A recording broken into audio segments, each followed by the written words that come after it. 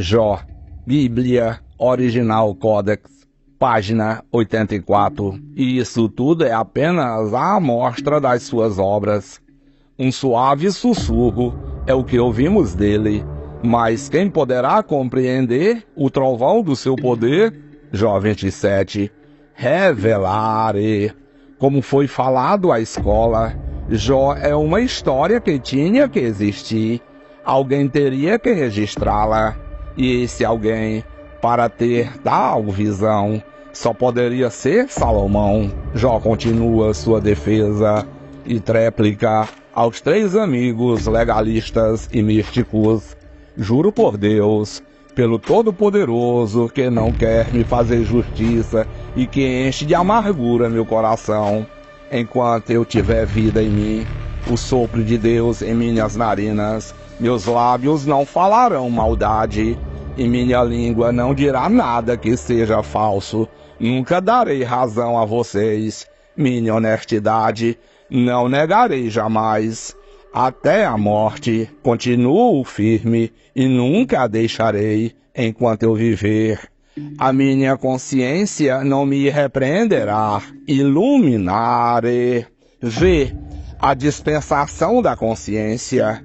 Até hoje, até o fim do crivo, tudo é segundo a consciência. Todos que me julgam como vocês três só podem ser maus, pois é impossível que sejam do bem. Qual é a esperança do ímpio quando Deus lhe tira a vida? Ouvirá Deus o seu clamor quando vier sobre ele a aflição? Terá ele prazer no Todo-Poderoso? Chamará a Deus a cada instante?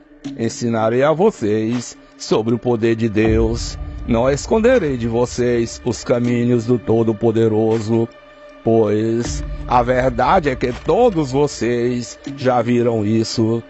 Porque então essa conversa sem sentido? Mas Zofar não suporta e interrompe a fala de Jó, dizendo: este é o destino que Deus determinou para o ímpio, a herança que o mal recebe do Todo-Poderoso. Os filhos dos homens maus passam fome, morrem na guerra, ficam doentes e suas esposas viúvas não chorarão por eles, ainda que ele acumule prata como o pó e roupas como o barro. Amontoe o que ele armazenar, ficará para os justos, e os inocentes dividirão sua prata. Revelare. Este texto é idêntico aos provérbios e aos textos de Eclesiastes, confirmando a linguagem utilizada por Salomão. Zofar continua a interrupção da fala de Jó. A casa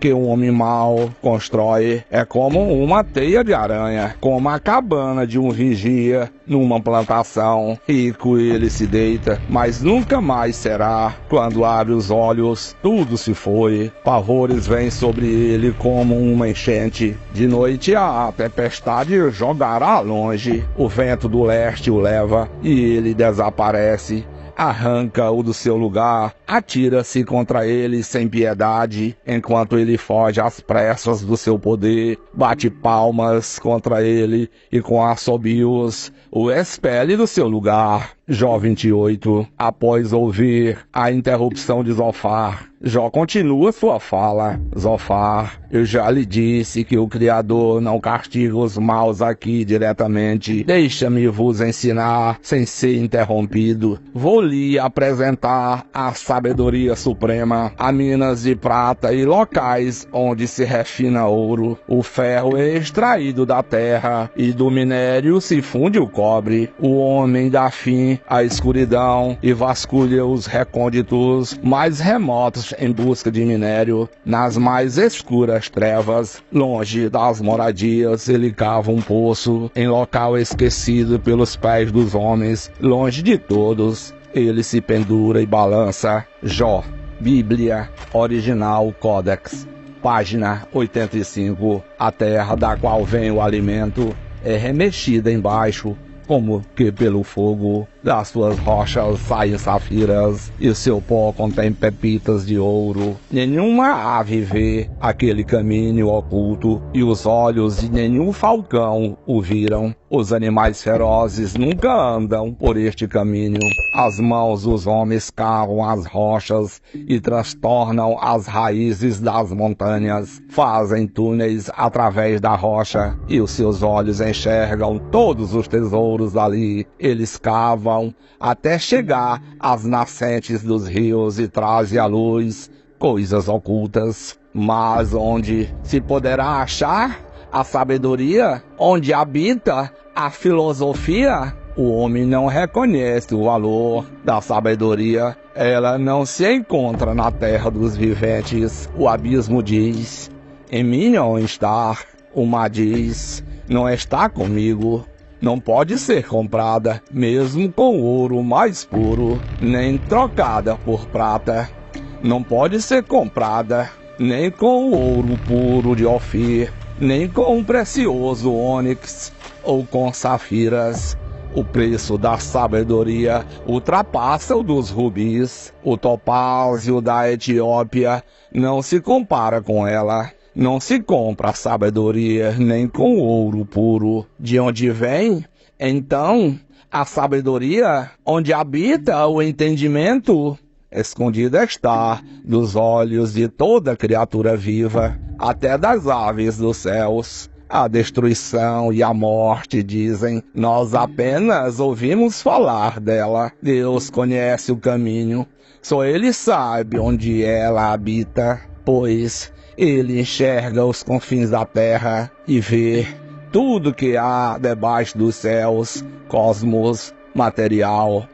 Quando Ele decidiu onde a chuva devia cair e por onde a tempestade devia passar, foi então que Ele olhou para a sabedoria e a avaliou, confirmou-a e a aprovou. Disse então ao homem: no temor do Senhor está a sabedoria, e evitar o mal é ter entendimento. Revelare. A sabedoria aqui é cabala, números, símbolos, a simetria cósmica, o código-fonte, a árvore da vida, o modus perfeito como tudo foi planejado, formado e criado.